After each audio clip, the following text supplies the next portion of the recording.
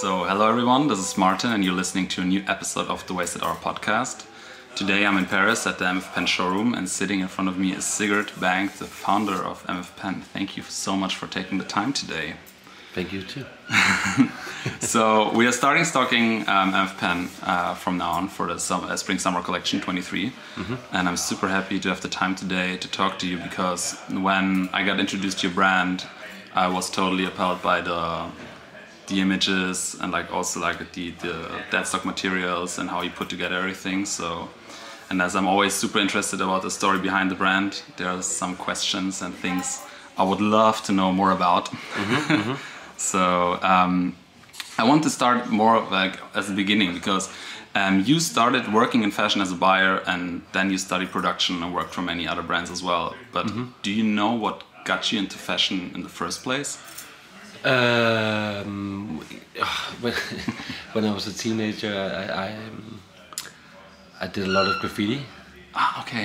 And in my hometown, there was like the go-to store for streetwear. You know, like Dickies trousers and Carhartt gear and all that stuff. We also this shop where they sold paint. Okay. So I ended up getting a job in that store. Okay. And then I used all my salary on the paint, you know, like, so I was kind of, you know, I was like offered spray paint as salary, kind of, you know. And then, but then at the same time, I was like, I enjoyed working in the store, enjoyed working with garments, working like in retail, like you have a lot of like kind of customer relations, you know, like it's you meet like-minded people. Exactly, well. you know, like, oh, you also like could fit some trousers or, you know, like, and you have a lot of like chats during the day. It's a quite nice work for like 17, 18-year-old, for me at least. And then I suddenly I was like offered a job in another store as a buyer and store manager, where this is, you know, what is this? Like 17 years ago. Like, okay. How old were you? Like around that time? Around 20. Around 20. Yeah. And back then I was like streetwear was big. You know, like this was when Stussy was like kind of had their, you know, new heydays. So you know, like if you know, like after the 90s, like Stussy came back and like this was like Carhartt when the like this, the same brands that you mentioned now are popular now again. Like Carhartt, Dickies, Stussy. Yeah, exactly.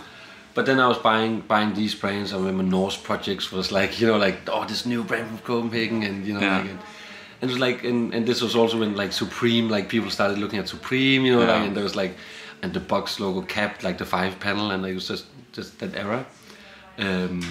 So I was a buyer for that store, and then I just found out like, hey, I like working with clothing, I like working with fashion, but I appreciate not just communicating, like I want to make it and create it, kind of. Yeah. That seemed way more interesting for me. Yeah. And then I was like, should I start like fashion school, like design school, or like how do I do this? And like super arrogant, confident 20-year-old, like 22-year-old or 21, how old I was like, I don't need to go to design school. I can easily design. Like I don't need to learn that shit. You know, like that's the easiest part.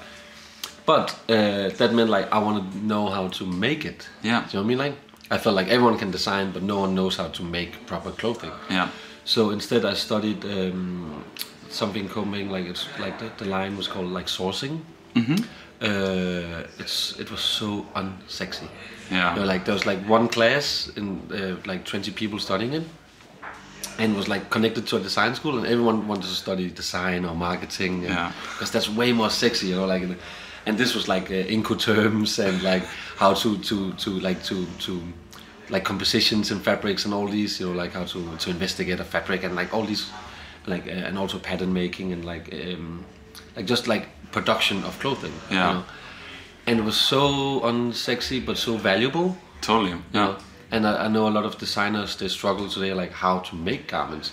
They can make beautiful products, and you know, but like they don't know how to like work with a factory and like and get it shipped and all these things, you know. So that was super useful, and then I became a like production manager, as what I was, like a buyer in clothing companies. Like quite commercial ones.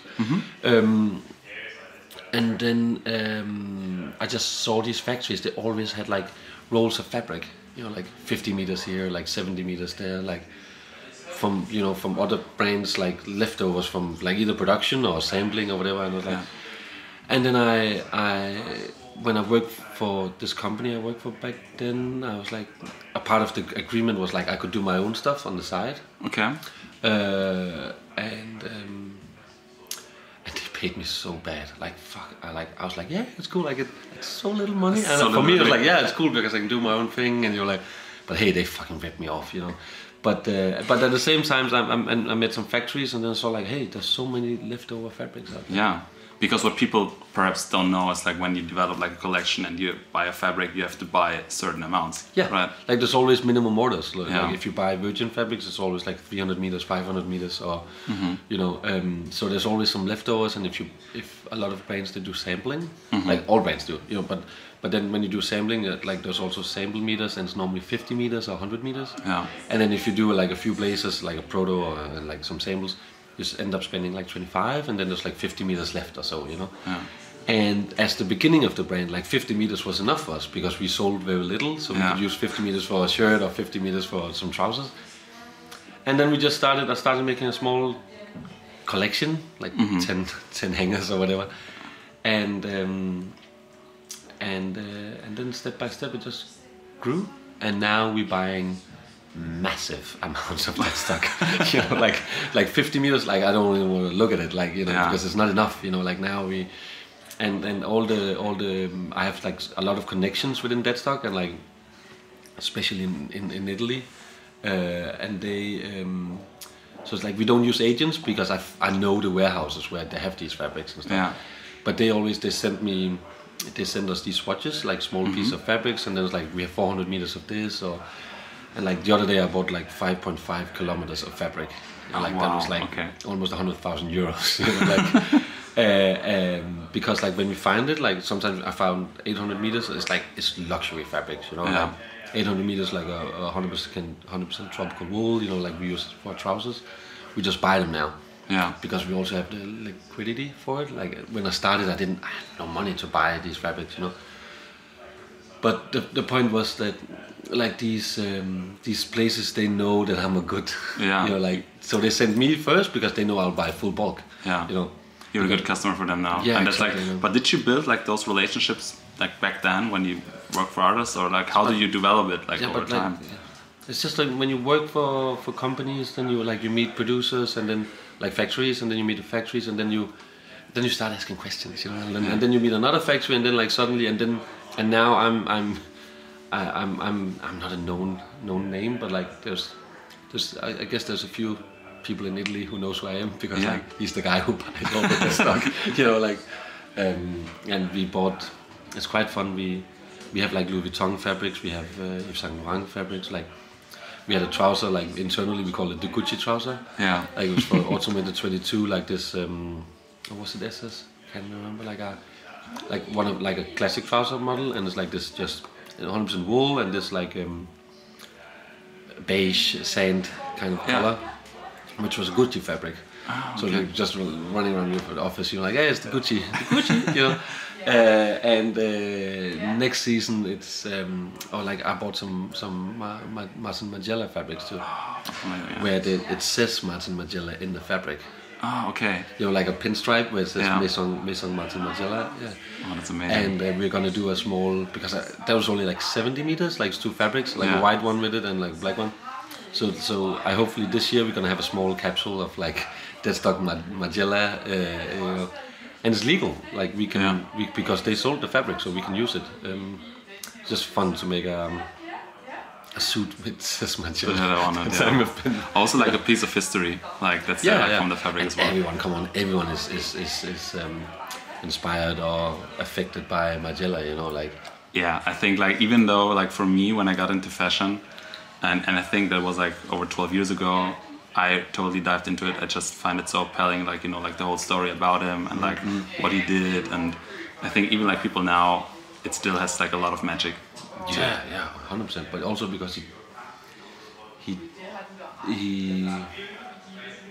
did what he went, like I don't know how to say it in English, but like he he did it proper. Yeah. Like he said, I'm gonna leave, and he fucking left. Yeah. You know, like I'm not gonna show my face, and he didn't show his face. Yeah, you know, and like, then he didn't do like a comeback or something like that. Yeah. I think the only other person that quit around the same time was like Helmut Lang. Like I think that was like the hard exits around that time. And he really did not compromise on anything. And that's what makes them magical as well. You know? Yeah. Because of course they were super. I think I love Helmut Lang stuff, like the old stuff as well.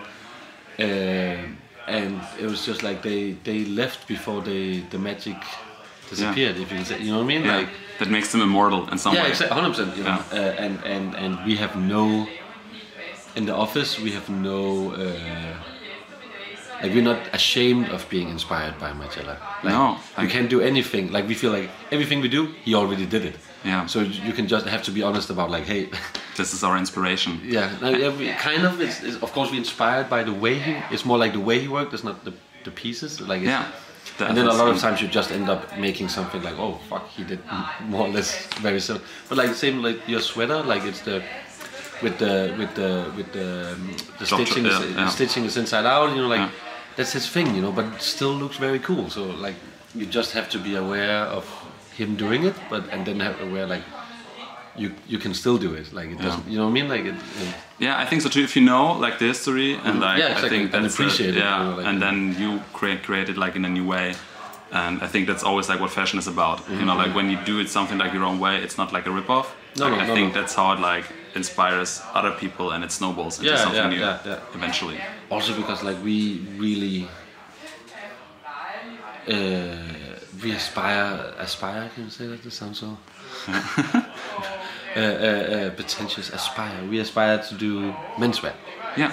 And good menswear, and so many brands did that before you. Like you know, but you're the contemporary version of what like other designers and other brands did before you. You know what I mean? It's like we do menswear in a 2023 context. Yeah, totally. And we try our best to do it as responsibly as we can, and the way we like, for example, story like for the listeners, they were just here in the showroom. We're both fans of them. Like they have their way of working with responsibility, which is amazing, and we have our way, and it's two completely different worlds. You know what I mean? Totally. And we all like it's just about. We always talk about the office. It's about just doing the best you can, like within your world, if you can say that. And with your resources. And I think like when you founded in 2015, was it always the idea from the beginning not to use any new materials? Was this always like the... No, I never had any dogmas, if you would say that. Like I never had any rules. We never ever said, like you can't find any place where we are saying that we're sustainable. Yeah. Like, you never heard us say that, you never heard us write that, you never heard us like only using that stuff. It's just like, hey, we're doing the best we can. Like you're just doing it. Yeah. We have in this collection we have the cavalry trill, which is it's 100% wool. It's Oecotex. It's not organic. It's not dead stock. It's actually just like a pretty normal fabric, you know. But it's such a high quality. It's so good. It's like it's something you will have for the next 20 years. And then we said like, hey, we're gonna use this because like it's such a well-made product. Yeah. So for us, we don't have to make it dead stock. We don't have to make it recycled, but we love to do that. Yeah. Do you know what I mean? Like, but sometimes we don't think we're cheating when we have a product which is not in that. Yeah. Do you know what I mean? Yeah, totally. Yeah. And also I think like by you using those kind of materials, it gives you like kind of a natural limitation, which can be good. You know, like it's like okay, 100%. Yeah, and you're not like overwhelmed by all the options that are available. Yeah. But sometimes like I hate the word hype. I think the idea of wanting something just because there's a little of it, like like you have to buy this because else someone else is gonna buy it. Yeah. Like that's like such a bad like bad marketing. Yeah, no, it's just like bad. Like it's really bad for the world that you have a need for something because it's you know what I mean, like people queuing up for some blah blah. And sometimes I feel like people are like, why is it getting sold out so fast? Like, well, it's not to create hype or anything. Yeah. It's simply because we cannot produce more. Yeah. Like it's, and I think that's very helpful for our business to underproduce. Yeah. Do you know what I mean? Like yeah, it's like a natural limitation as well. Yeah. It's not like it's just like a short stock. It gets hyped, your brand gets hyped a lot, but it's like no, it's the natural resources we have. Yeah. That's why it's sold out. And we would love to have more. Yeah. You know, and we would love to be able to everyone who wants to buy a product from us, like to be able to provide that. Yeah. But like, you know, man, like then we have to produce fabrics instead of using that stuff. You know. Yeah. So of course we also produce once in a while, you know, as you know. But yeah, it's more like we never do it for any hype. We never do it to, you know. It's just.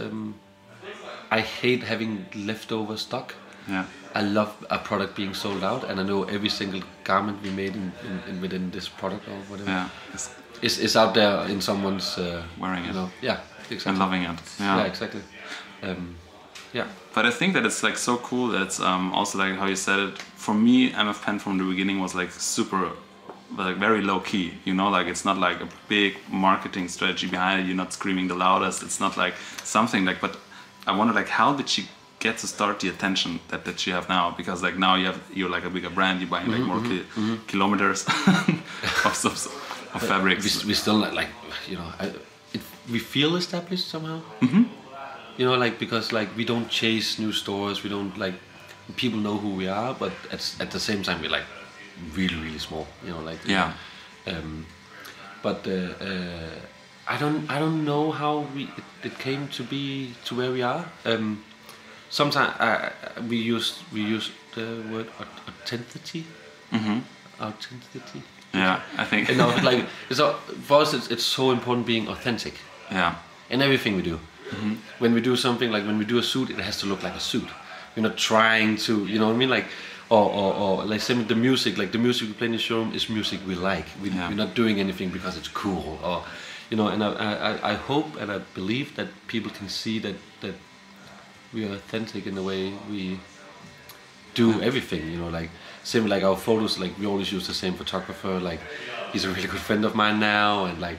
We have like we don't have a community, but like we have like a small team we always use, and like the models is always the same more or less, and we know them, all of them, and you know, like it's authentic in a way, you know. It creates like an environment, you know, like also for the outside world as well, and I think it always boils down to that in the end, and people take notice over time. They see something like, this has grown organically. And exactly. When you said before as well, like you stumbled into fashion like through graffiti, you know, like and then it like one step to the other. You didn't wanted to have like a brand at the beginning, like it just came one thing to another. And we never chased anything. We never give out stuff for influencers. Yeah. We have never ever did a social media ad. Like never. We never paid for any, you know, like to force our photos on someone's feed. I don't believe in that, you know, like.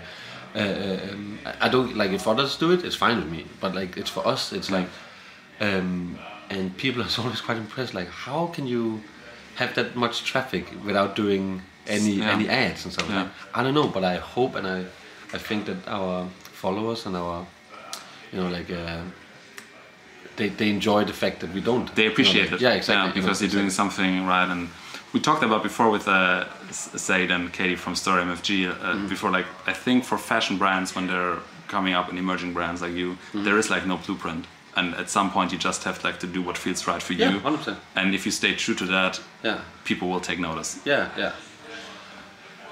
and I don't know, like so far everything works out. You know what I mean? Like it's maybe in a year, maybe we have to do social media ads. Yeah. But I'm kind of. I hope not. You know, like I hope we can keep doing what we do, and it's funny. Like in Copenhagen, no one knows mfpen. Like of course a lot of people do, but like in a how do you call it? On a bigger commercial way or whatever. On a like, bigger scale, no. Yeah. Even though you have like you're like in the city center, like where you have like a showroom, like in the. And it's and Copenhagen is so small, kind of like much smaller than Hamburg, you know. Like, but still like we're unknown to many people, which is fine. I don't care. But like it's the same. I think it's the same thought that we don't do all these like, you know, like fashion store opening or, you know, like all that bullshit, you know, like it's just sorry, maybe that's not bullshit. I think it's a bit bullshit. But we don't do all these things, and then we kind of go under the radar. And same with the store. Like we have the office and studio and showroom, the apartment shop, like everything together, and it's like in the city center. Like it's really you've been there. It's in the center. When I looked it up on Google Maps, like when I first visited you, I was like, this must be wrong, like because I'm sure I must have passed it, but and like it's a famous square, like you have the big fountain, and you have the Louis Vuitton, the Hermes, the Prada. Everything is within like arm's reach from our office. Yeah. So, but I like that idea of being in the center of it all, but still hard to find. Yeah. Like people can't find our space because it's on second floor, and and I love that idea of like same like making a commercial product, or like, you know what I mean, like a wearable product, but still slightly off, you know. So totally. And I think like what I was thinking about before is then because you don't shove it down people's throats that you're the Copenhagen brand, but when they discover you, they have like the feeling they discovered something. Exactly. And I think that's rare these days when you're like bombarded with like so many different things. At the same time, when someone not screams like the loudest, but you like make a discovery yourself, and then the product behind it is really good too. But also like a lot of buyers and a lot of customers say like, oh, it really looks like mfpen. But sometimes it's such a basic product, but like it's something with the fabrics, it's something with the fits, it's something with the, you know what I mean? Yeah. And I think that's the same. Like we don't put any logos on, we don't scream, we don't have like bright colors and all these things. It's about being under the radar, but you still have this like personality. Like the product still have personality, you know, like an identity. And it developed over time, and I think it takes time to develop like an identity. 100%. And if you have it from the beginning, like the identity is quite little, I guess. You know, like it takes time to build up a big identity. If you like big, but you know, like a mature identity, if you can say that, for a brand and for a musician, for an artist, I guess. You know. Totally. So, speaking of musicians, I read an interview that the first thing you do in the morning is put on music. That still is like that? Yeah, 100%. Okay. Like every morning, and I have a battle with my daughter on if it's like grown-up music or kids music. Dad, I want to listen to kids music, you know. But I hope that when she grows older, she will enjoy or like appreciate that she's been like having some quite influential childhood in the music. But every morning we listen to music. Cool. Every like it's the first thing. Turn on the lights in the living room. Put on a disc. Yeah. You know?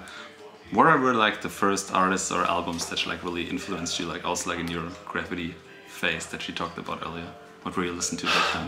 When I was like early, I used to play the bass, like the double bass. I did that for 10 years or so, and when I was younger, I was like, when I grow up, I'm gonna be a musician, a professional musician. That's like the plan. And then you become like a 16-year-old, and you find out like, oh, there's something called weed, there's alcohol, there's graffiti, there's like, you know, like all these things, and that kind of destroyed like doing like the you know, like all the practice that you have to do, you know. And the thing with graffiti and skateboarding is like you don't have to practice.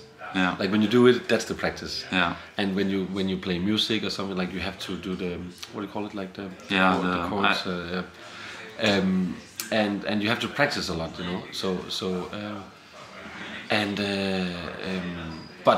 I was, when I was younger, like my mom is also a professional musician. Yeah. That's why she lives in Paris, and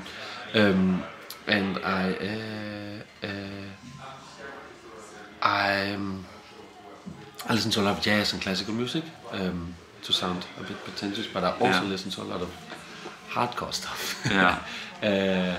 And being, how old are you? I'm 32. You're 32. Yeah. So slightly younger, but like when I was 13, like Korn, Deftones, like all these bands were like, oh my god, yeah. Like, and it's everyone trashes like nu metal, kind of like. No, but I understand why, but there's still a few good bands. Like I still listen to Deftones.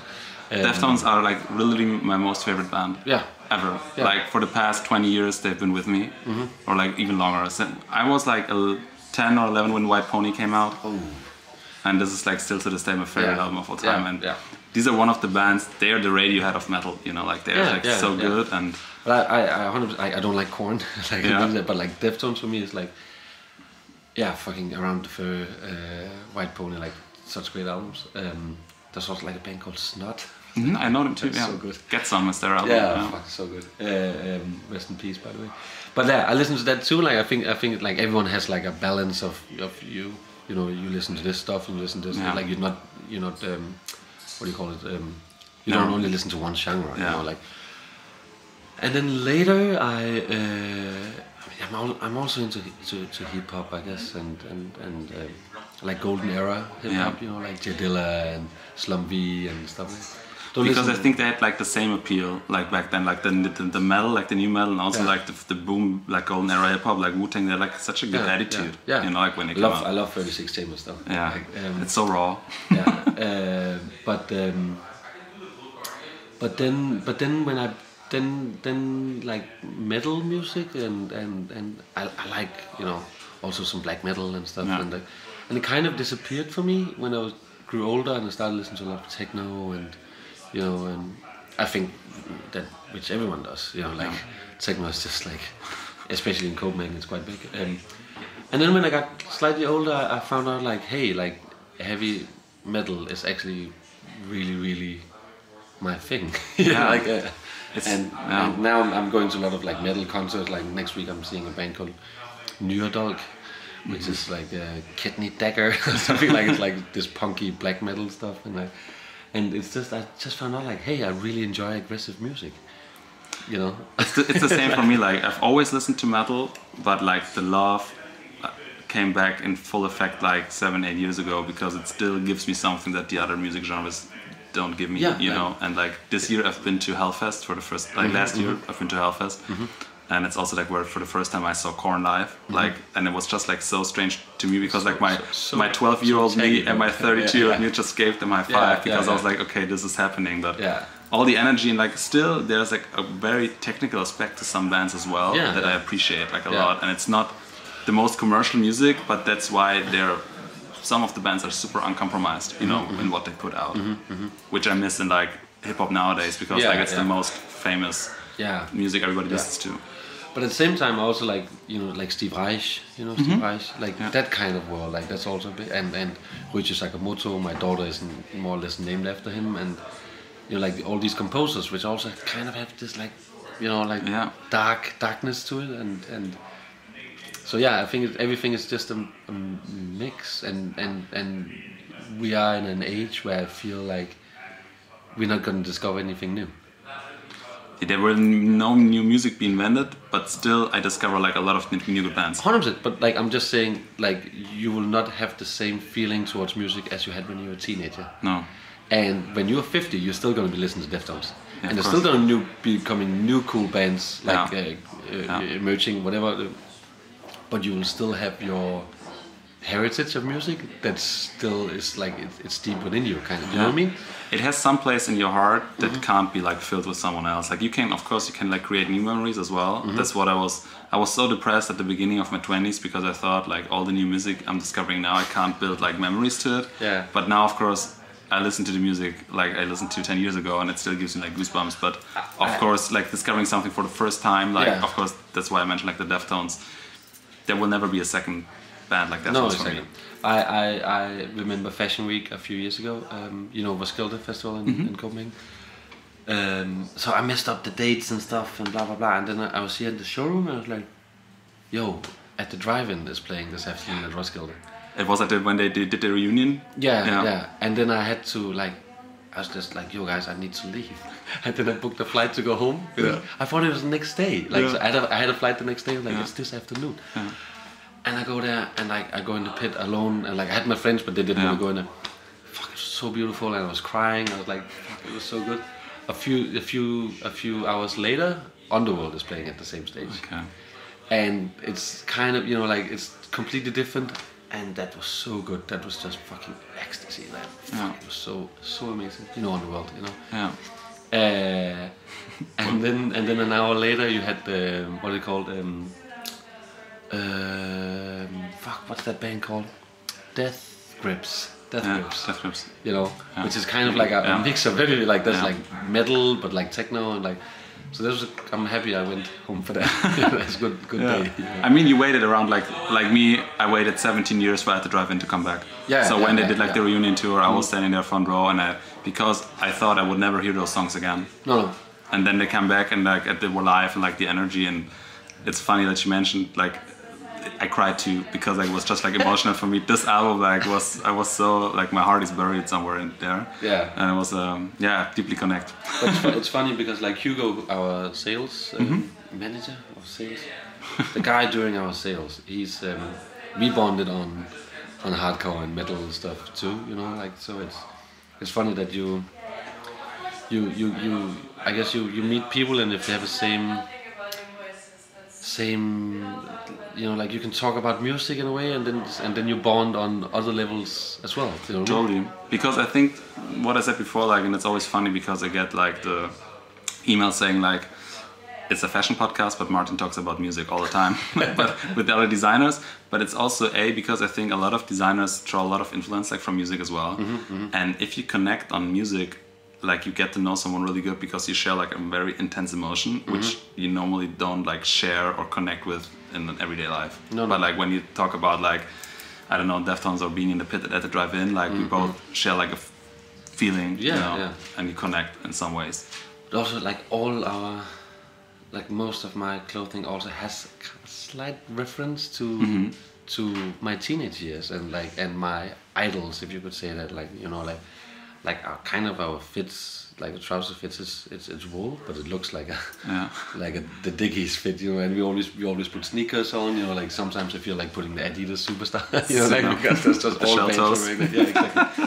But you know, like you still have like you have these references in life and growing up, and you know, and you get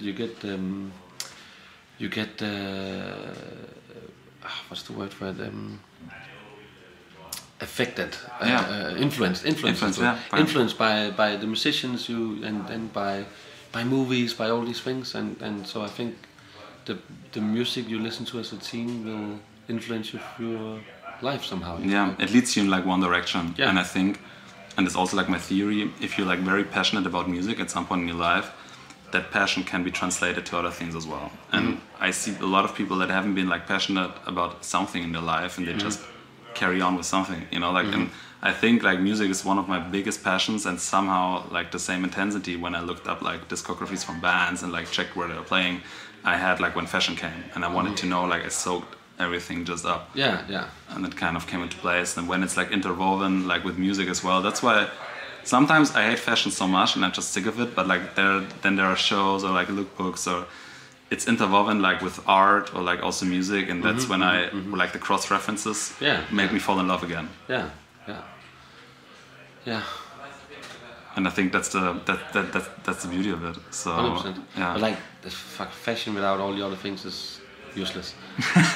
You know, like it's we all need it. We all need something to wear, and kind of like everyone uses fashion to express themselves, I guess. How you want to be perceived, but it's so connected with musicians and with, you know, like with all the other things as well. It's like a good starting point for everything else. Like,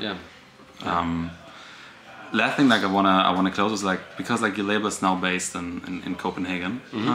What's your favorite place in Copenhagen to hang out, or like your favorite area? On my bike. Yeah.